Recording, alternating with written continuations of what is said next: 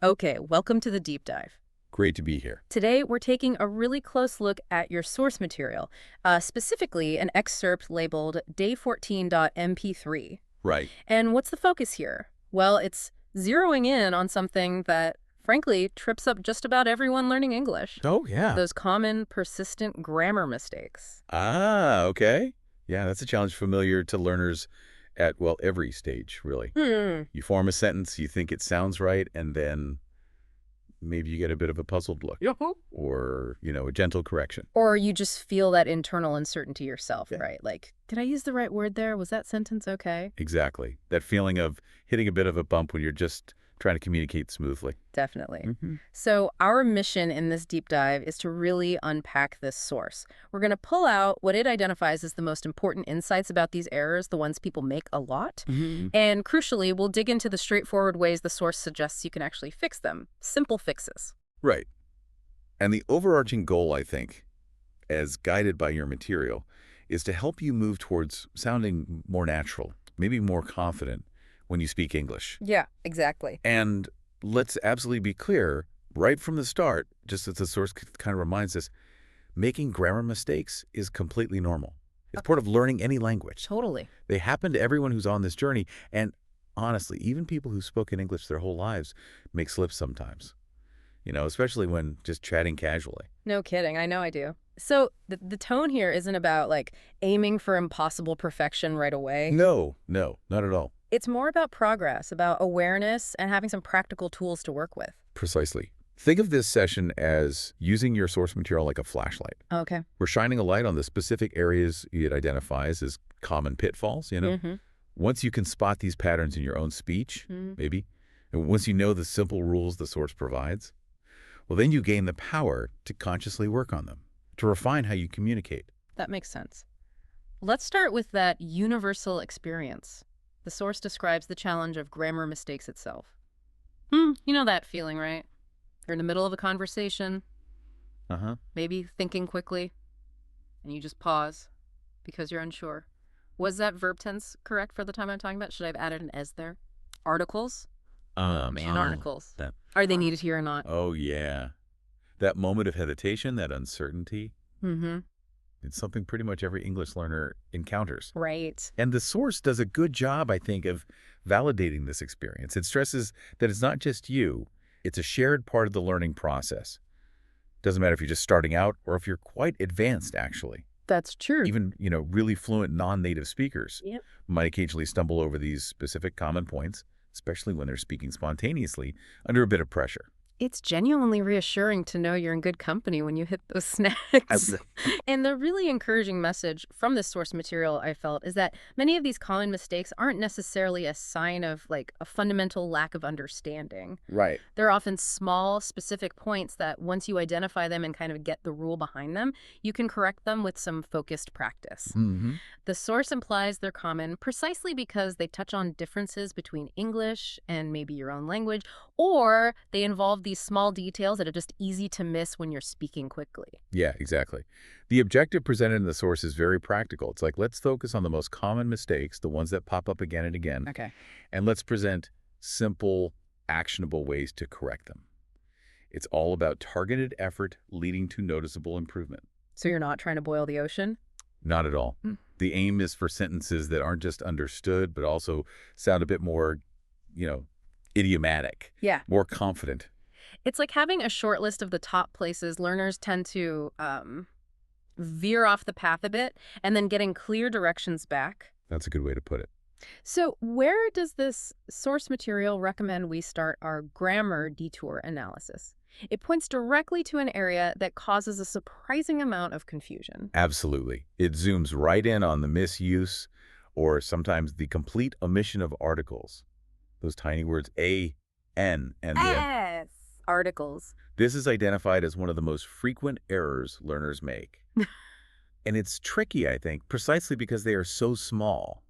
They seem insignificant. They really do, just one or two letters sometimes. But the source makes a really strong point that these little words, these articles, can dramatically alter the precision, even the meaning of a sentence sometimes. They really can. Getting them right is apparently key to sounding natural. Yeah, they function a bit like pointers in English. Yeah. They signal whether we're talking about something general or something specific that maybe is already known or unique in the context. Okay, a pointer. I like that. And the core rule presented in your source is pretty foundational. You use a or an when you're talking about something general, something singular and countable that isn't specific yet. Okay, let's break this down with the source's specific examples. They say, if I say I saw a cat in the street, what does the A tell us there, according to the source? Well, using a there tells you it was any cat, just some cat. Right. Not one we know. Exactly. It wasn't a particular cat that you and I had discussed before. It was just one cat out of all the possible cats in the world, seen generally. The article a signals that the noun cat is being introduced for the first time, and it's not specific. Okay. The source is clear. Okay. A for general, singular, countable nouns. And of course, is used before words starting with a vowel sound, but the source really focuses on that A versus the distinction. Right, and then they contrast this immediately. But if I say, I saw the cat on my neighbor's porch, here they use the. Why does the fit in this situation according to your source material? Because, as the source explains, the A is used for something specific. Ah, okay. Specific. In this example, the cat on my neighbor's porch refers to a particular cat. Maybe it's one that's known to both the speaker and listener, or perhaps it's clearly identified just by the context, being on that specific porch. Mm-hmm. The signals that the noun refers to a unique instance or something already established in the conversation. You might use the if you've talked about your neighbor's cat before. Right, or if I can see it. Yeah, or if you're just pointing and saying, look at the cat on the porch. That specific one. Z points it out. So the distinction between general and specific is the primary rule the source emphasizes. It seems straightforward enough in theory, but the source also points out a related common mistake using the when you were talking about a whole category or concept in general. Yes, this is huge. A classic example they give is saying, I like the pizza, when you don't mean a specific pizza right in front of you, but just pizza as a food, generally speaking. Yes, this is super common, especially if your native language would use an article in that kind of general context. Oh, okay. English often omits articles when talking about things in general, particularly with uncountable nouns like pizza, when it means the food substance itself, or chocolate, water, information, or with plural nouns referring to a whole category, like I like dogs, meaning all dogs, not I like the dogs, unless you mean specific dogs. Okay, so you drop the article for general categories, and the source gives the correct forms for those general statements. I like pizza, I love chocolate, no the. Precisely. When you omit the article there, you're expressing a preference for pizza as a concept, as a food type. So the source's rule is effectively, for general, uncountable, or plural nouns referring to a category, often use no article. Right. If you did say, I like the pizza, like we just discussed, it would definitely mean a specific pizza, maybe the one we ate yesterday, or the one sitting on the table right now. Okay. Similarly, I love the chocolate would have to refer to a specific piece or type of chocolate you're currently thinking of or eating or pointing to. Let's maybe run through a few more examples, just building on the source's pattern to really try and nail this down. Good idea. So if I'm reading a book, just any old book, I might say, I am reading a book. General, singular, countable.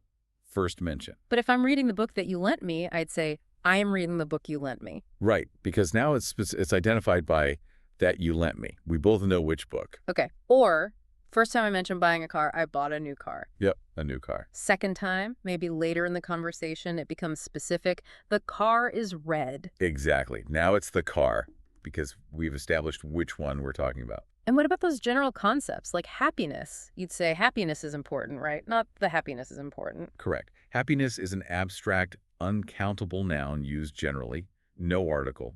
Same for, say, information is power, not the information, unless you mean specific information. Or for a plural category, like birds sing beautifully, not the birds sing beautifully, unless I mean those birds outside my window. Perfect example. Birds sing beautifully is a general statement about birds as a category. The birds are singing loudly this morning refers to specific birds you can likely hear. Okay. So these examples, all kind of derived from the source's core ideas, general versus specific, and the no article for general concepts thing, they show how this rule plays out. The presence or absence of the article and choosing an versus the are small but really powerful signals about what you're referring to. It definitely requires a bit of a shift in thinking for many learners, I imagine. It does. But getting articles right seems like it would significantly increase the precision, the clarity, and just the naturalness of your English. Absolutely. So mastering this by constantly asking yourself, like you said, is this noun specific or general in this context? Seems like a key takeaway from the source. It really is. It's a fundamental area where these small errors can just make your speak sound a little less fluent, a little less polished. Okay, moving on from articles then. The source dives into another super common error. One that seems small again, but is grammatically pretty significant in one particular tense. Ah, yes. They highlight forgetting to add that S or A's ending to verbs when using the present simple tense. Right. But specifically, only when the subject is the third person singular. So, he, she, or it. Ah, yes, this one. This catches so many people, even learners who are otherwise quite good at English. It's persistent. The source gives an example of this typical mistake. Learners might say something like, she walked to work every day. Right. You hear that a lot. Now, grammatically, walk is the base verb. But in the context of describing a habit or a routine that happens regularly, which every day clearly signals you need the present simple tense. Right. And for she in the present simple, that requires a specific ending, doesn't it? It absolutely does. The intended meaning is a recurring event, a habit, which in English calls for the present simple tense, and the source provides the correct form. She walks to work every day. Walks. With an S. That addition of the S at the end of walk is necessary. It's required in standard English when the subject is she, or he, or it, and the tense is present simple. And the source lays out the simple core rule for the present simple tense, which is really fundamental. It probably bears repeating because this specific part, the third person singular, is so often missed. Definitely. So for the subjects I, you, we, and they, you just use the base form of the verb. Simple. Right. The source's examples illustrate this perfectly. I work in an office. You play the guitar well. We study English. They live in the city. See? No is ending on work, play, study, life. Okay, clear enough for those. And this is the critical part the source emphasizes for overcoming this common mistake for the subjects he, she, and it. Yes. You must add s or s to the verb in the present simple. They're examples. He works in a bank. She watches TV in the evening. It goes to the park. Exactly. That S ending, or S if the verb ends in certain sounds like she, SS, or O sometimes, isn't optional. It's a grammatical requirement for third-person singular subjects in the present simple. And it's not just for action verbs, right? It applies to verbs describing states or facts, too. Absolutely. Building on the source's pattern, you'd say, he like S coffee, not he like coffee. Right. She needs help, not she needs help. Yeah. It seems difficult, not it seemed difficult. Even something like the sun rises in the east, because the sun isn't it. Ah, okay, so the sun rises. Yeah, and even with the very common verb to have, the form changes completely for he had in the present simple. He has a car, not he have a car. Right, has. That's a big one, too. It's fascinating how this small addition, or as, carries so much grammatical information. It tells us the subject is singular and third person, and the tense is present simple. It packs a punch, grammatically speaking. And the source encourages active self-monitoring here. It prompts us. Listen to yourself when speaking. If you're talking about he, she, or it, don't forget that S at the end of the verb. That self-awareness, that ability to sort of catch yourself in the act, is a really powerful learning technique, the source suggests. Yeah. Knowing the rule is one thing, but training your ear and your tongue to automatically include that S when you're talking about he, she, or it in the present simple, well, that takes conscious practice. It sounds like it. This error often persists even for quite advanced learners because in the speed of spontaneous speech, it's just easy to revert to the base form. Yeah. Especially if your native language doesn't have a similar marker, you know. Right, if it's not something you're used to doing. Exactly. So actively focusing on adding this S is really key to sounding more standard and, well, grammatically accurate in this tense. It truly is a fundamental piece of present simple conjugation. Okay, let's move from single verb endings to sentence structure, specifically how to form questions correctly in English. The source points out that just translating directly from your own language is a major cause of mistakes here. Oh, this is very true. Question structures vary wildly between languages. English has quite rigid structures for questions, actually. Rigid. Okay. Yeah, and if you try to just apply the rules or word order from another language, you often end up with something that sounds well, wrong, or at least unnatural in English. The classic example the source gives of this word order mistake is someone asking, "You like coffee?" intending it as a simple yes-no question, just using rising intonation. Right. And while you might understand the meaning because of that rising intonation in speech, Sure. that's not the standard question structure in English. As the source explains, English questions typically require an auxiliary verb, a helping verb at the beginning, or sometimes shortly after a question word like what or where. Right, auxiliary verbs. Okay. And the source clearly lays out the usual English question structures. For many verbs in the present simple tense, but not be or modals like can, you start the question with do or does. So the correct form of that previous example, you like coffee, is actually do you like coffee? Yes, do is the necessary auxiliary verb there. It's placed before the subject you and the main verb like. And if subject was he, she, or it, then you would use do's, again placing it at the beginning. Does she like coffee? Does he work here? Okay. And notice something important here. The main verb, like work, goes back to its base form after do or does, even with Hayshade. The S is on does, not on the main verb anymore. Okay, so does she like coffee? Not does she likes coffee. Correct. The S moves to the auxiliary. Got it. Then the source covers questions using the verb to be, is, are, am. The structure changes again here, right? Yep. Different rule for be. Their example, is she coming to the party? Here, the be verb itself moves to the front of the sentence before the subject she. That's the pattern. Be verb plus subject plus rest of the sentence. You just invert the subject and the be verb. This structure is used for questions about identity. Are you a student? Location. Is he at home? Or actions happening right now, using the ing form like are they watching TV. The be verb basically acts as its own auxiliary. You don't need do or does. Right, no day with be. And finally, the source mentions questions involving modal verbs like can, should, will. They're examples. Can you swim? And will they be there? Same principle here, really. With modal verbs like can, could, may, might, should, must, or with will for the future, that modal verb or will just moves to the beginning of the sentence. Okay. It's placed before the subject, and then you have the main verb in its base form. So modal will plus subject plus base verb. Should we leave now? Must I sign this form? Will it rain tomorrow? So the big takeaway from this source here, and a key difference from many other languages, is that standard English questions rely really heavily on these auxiliary verbs: do, does, is, are, am, can't, will, etc. They're crucial. And they're typically positioned right at the beginning of the sentence, usually before the subject. You can't just change the intonation or rearrange words randomly and expect a correct question. You need that helper verb. Recognizing the role of these auxiliaries and, importantly, their placement is crucial. It's a structural pattern that just needs to be learned and practiced until it feels automatic. Yeah. Think a question like, where do you work? It follows that pattern. Question word, where, plus auxiliary do, plus subject, plus main verb, work. If you just say, where you work, it sounds unnatural and grammatically incorrect in standard English.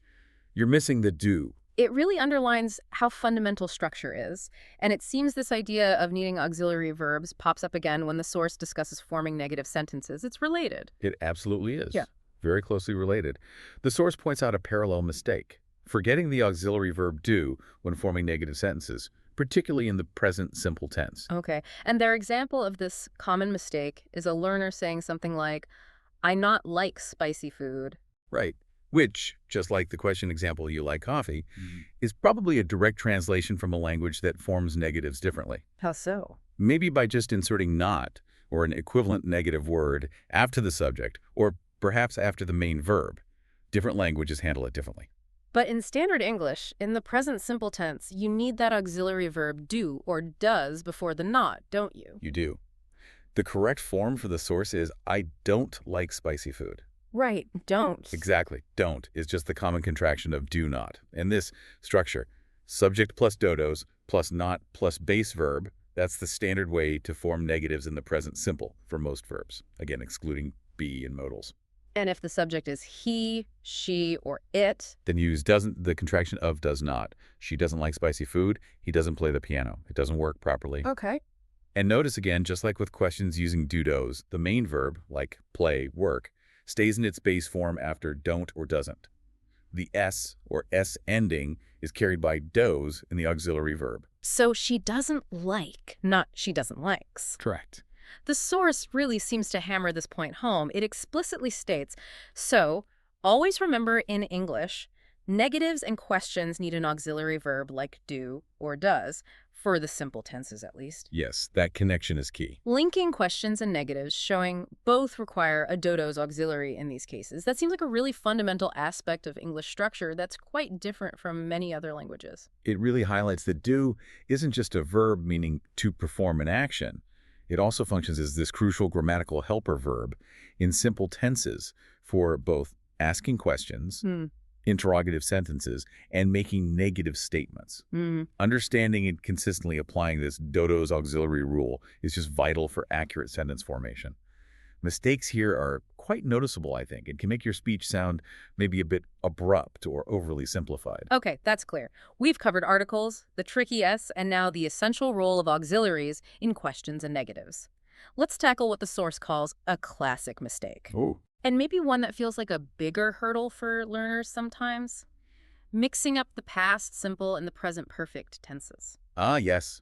Definitely a common area of confusion because, both tenses can describe past actions, but they do it differently. They convey different relationships to the present, or they have different focuses regarding the time of the action. The source gives a couple of typical incorrect usages they've observed. First, I have went. A classic form error. What's wrong there? It's a mistake in the verb form used with the present perfect. The present perfect tense is formed with have or has plus the past participle of the main verb. Okay, past participle. Yes. For an irregular verb like go, the base form is go, the past simple is went, and the past participle is gone. Gone. So, while went is the correct past simple form, I went yesterday, it's incorrect to use went with have for the present perfect. The correct present perfect form must use the past participle. I have gone. Okay, got it. Using the wrong part of the irregular verb. Easy mistake to make. The other incorrect example they give gets more to the heart of the tense's actual usage.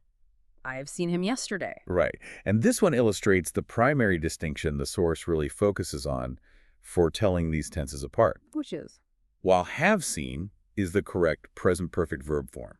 See, saw, seen. Seen is the past participle.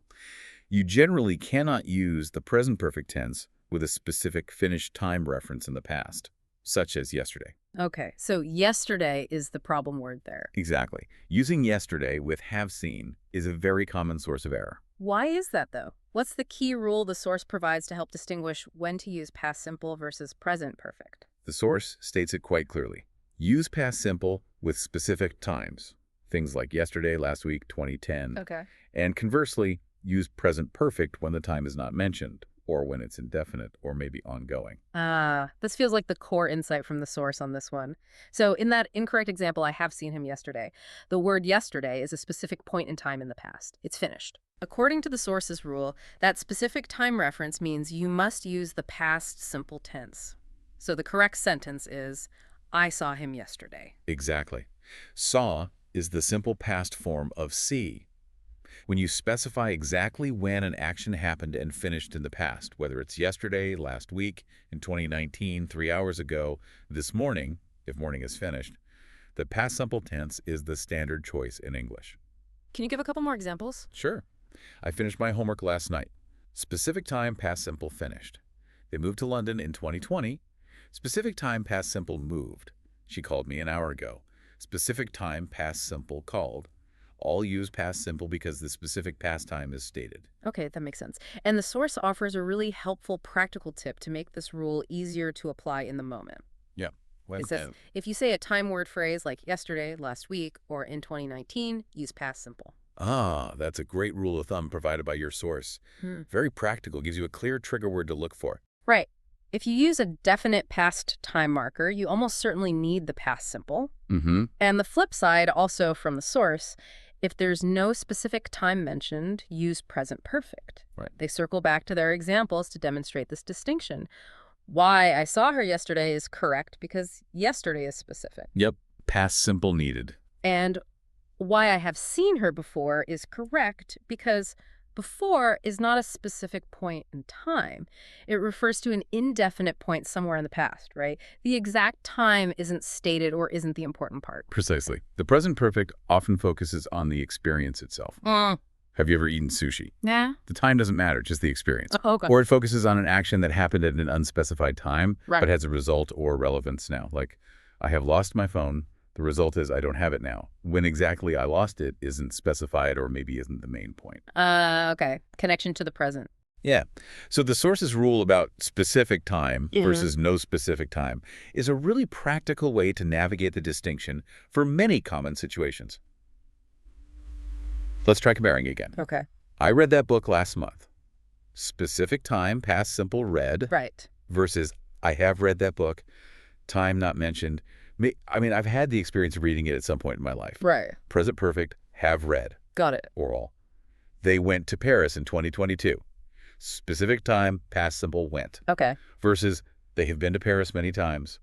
Time not specific focuses on repeated experience up to now. Present perfect, have been. So it's not just about whether the action happened in the past. It's more about how you're choosing to frame it. Kind of, yeah. Are you anchoring it to a specific past moment that's finished? Use past simple. Or are you presenting it as a past experience or something with current relevance where the exact timing isn't specified? Use present perfect. That's a good summary. And the source's tip about just looking for those specific time words, yesterday, last week, ago, specific dates, is an excellent practical tool derived from your material for handling this often confusing pair of tenses. It really simplifies the decision-making process quite a bit based on the source's approach. Just focus on the time reference. It's a good starting point. Okay, wow. We've covered some really key grammar points identified by the source. The nuances of articles a, an, and the elusive s in the present simple for he, she, it, the crucial role of auxiliary verbs in getting question word order right, the similar need for auxiliaries like do or does in forming negative sentences, and how to untangle the past simple and present perfect based on whether a specific time is mentioned. That's quite a list. It covers some major ground, for sure. But the source also takes a step back, which I liked. It offers some perspective, which I think is incredibly important for maintaining confidence as a learner. Yeah, what kind of perspective? Well, they provide a very comforting and, I think, realistic insight. Grammar mistakes are a normal part of the process for everyone. Okay, yeah, we touched on that. And perhaps more importantly, many small grammar errors, especially in just casual conversation, don't actually stop you from communicating your meaning effectively. Ah, right. That's a crucial point. It means that if you forget an article here or there, or maybe you mix up a tense slightly, the person you're talking to will most likely still understand the core message you're trying to get across. Right. Communication is still possible, even with imperfections. It doesn't just collapse. Absolutely. Yeah. The source validates that you can be understood even if your grammar isn't, textbook perfect. Yeah. However, they immediately follow this by discussing the value of working on these specific mistakes. Okay. So it's not an excuse to not try. Not at all. It's not that you need perfect grammar just to be understood, but if your goal is to sound more fluent and more natural, well, then focusing on these common errors, the ones the source highlights, is definitely beneficial. It makes a difference to how you come across. There's a difference between just functional communication and achieving that smoother, more native-like fluency. Exactly. And targeting these high-frequency errors, as the source encourages, is how you bridge that gap. Little improvements add up. And the source adds another layer of important context here. It mentions that spoken English, in the real world, can have a degree of flexibility or informal variation. And sometimes that differs from the strict prescriptive rules taught in textbooks. Okay. Like how? Well, this is particularly true in different English-speaking regions or in very informal settings. This is where they bring up that specific and maybe slightly surprising example, right? Is that in informal American English, for instance, you might actually hear someone say something like, "She don't like coffee." Whoa, okay. She don't. But wait, according to the standard grammar rules we just meticulously discussed, Right. for present simple negatives with the she subject, the correct form is she doesn't like coffee. We just nailed that down. We did. And doesn't, absolutely, is the standard grammatically correct form you should aim for, especially in writing or more formal speech. But the source points out that this specific informal usage, she don't, is something you might hear. Yes, in certain spoken contexts, particularly in very informal American English dialects, the source notes. Huh. Now, this is a really valuable observation from the source, I think, because it reflects the reality that language is dynamic, it changes, it varies. Okay. They are not suggesting that she don't like coffee is correct, according to standard grammar principles. Let's be clear on that. Right. They're not saying go out and say she don't. No. Instead, they are describing how some native speakers actually speak in very casual, informal settings. It's more of a descriptive linguistic point, noting a variation that exists out there in the wild, and contrasting it with the more prescriptive rules we've been analyzing. That really highlights the difference that can exist between formal grammatical correctness taught in schools and everyday informal usage on the street. Precisely. For a learner aiming for standard fluency, the doesn't form is generally the safe bet, the target you should aim for. Okay. But hearing or just being aware of variations like she don't is useful context. It helps you understand what you might actually encounter in real-world speech. Mm-hmm. And it also shows that even within native English, there isn't absolute uniformity. Language isn't monolithic. It adds a layer of nuance to the learning process, doesn't it? It's not always black and white. It really does. And the key takeaway from the source, sort of balancing these points about mistakes being okay, but improvement being good, and rules versus reality, it's very actionable advice. What is it? It's simply, don't be afraid to make mistakes, but also listen carefully and correct yourself when you can. That is truly excellent advice, straight from your source material. It just encapsulates the right mindset, I think. You need the courage to speak, even though you know errors are inevitable, but you also need the attentiveness, the willingness to learn and refine based on what you hear and what you know. Yeah, it's an active, iterative process, isn't it? You speak, you listen, you notice things, maybe mistakes, maybe just patterns, and then you adjust for next time. It encourages a practical approach to improvement. You use communication itself as a way to identify areas for further study and practice, rather than letting the fear of mistakes paralyze you. Exactly. Don't wait for perfection before you speak. Speak to get better. Okay, so pulling together all the insights from this really detailed, deep dive into your source material, here is the concrete challenge it proposes for you, the listener, to act on. All right, let's hear it. Step 1. Step 1, listen to yourself speak English today. Or maybe record yourself for a minute or two. Okay, not about judgment, right? Just awareness. Yeah. Pay attention to the structures you're actually using. Exactly. Step 2, pick one. Just one of the common mistakes we've discussed today that you think you might be making. This one. Just one area to focus your energy on for now. Maybe it's articles A versus dev versus nothing. Maybe it's that case on present simple verbs for Hesheit. Or maybe it's getting do do's into your questions and negatives. Or perhaps that past simple present perfect thing. Don't try to fix everything at once. That's good advice. One thing at a time is manageable. Okay, step 3. Step 3. Practice saying sentences correctly, focusing specifically on that one mistake you chose. Say them out loud. Actively produce the correct forms. The production part is key. Yeah. So for instance, if you chose the haste mistake, maybe spend 5 minutes just saying sentences like, she works here, he lives nearby, it starts at 9, my phone rings, the computer runs, until adding that A's feels a little more natural, a little more automatic. Building muscle memory. Or if you chose articles, practice contrasting, like, I saw a dog in the park. Then the dog was playing fetch. Just back and forth, focusing on why it's than they. Makes sense. Active, focused practice. And the source also suggests a way to reflect and maybe reinforce your learning. It prompts you to think about a grammar mistake you used to make regularly, but have now successfully fixed. Oh, interesting. Looking back at past progress. Yeah. What specific mistake was it? And crucially, how did you manage to fix it? What worked for you? Because that process you went through before could be a really useful blueprint or just a source of confidence for tackling the next grammar point on your list. That's smart. Reflecting on past success reinforces the idea that improvement is possible, and it highlights the strategies that have worked for you personally. It's a powerful way to acknowledge how far you've come.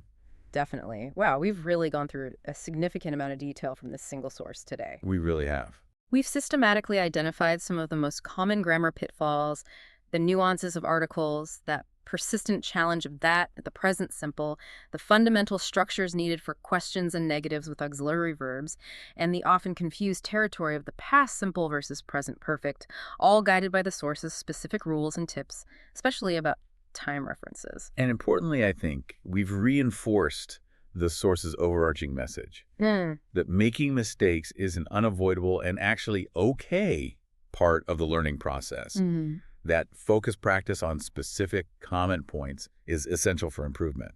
And that the fear of errors should never, ever stop you from actually using and practicing your English. Absolutely. And thinking about that final point, the source mentioning those informal variations like, she don't like coffee, it leaves us with a genuinely thought-provoking idea to consider, something that stems directly from the source's insights.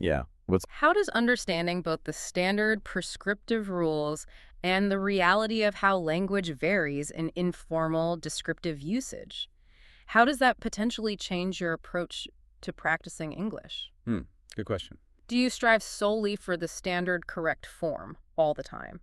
Or does knowing about the variations influence how you listen, or maybe even how you choose to speak in different situations? Like, do you code switch? It's a fascinating tension, isn't it? Inherent in language learning, navigating the rules versus the reality of how people actually speak day to day. There isn't always one simple answer. Definitely something to mull over. Your source material also gave us a little hint about what's likely coming up next in its sequence. So yeah. It mentioned focusing on how to tell stories in English and how to make your speech more engaging. That sounds like a perfect next step. Taking these grammatical building blocks we've talked about today and actually putting them to use in more complex communicative tasks, like storytelling. That's where the fluency really shows. Indeed. It's moving from isolated sentences to connected discourse. So we truly hope this deep dive into your source material has been helpful. Hopefully it's provided you with some clear targets and simple, actionable strategies for tackling some of the most common English grammar mistakes. Keep practicing, keep listening closely, both to yourself and to others, and remember that every mistake really is just an opportunity to learn something new and refine your skills. Don't be discouraged by them. Well said. Thanks for joining us for this deep dive.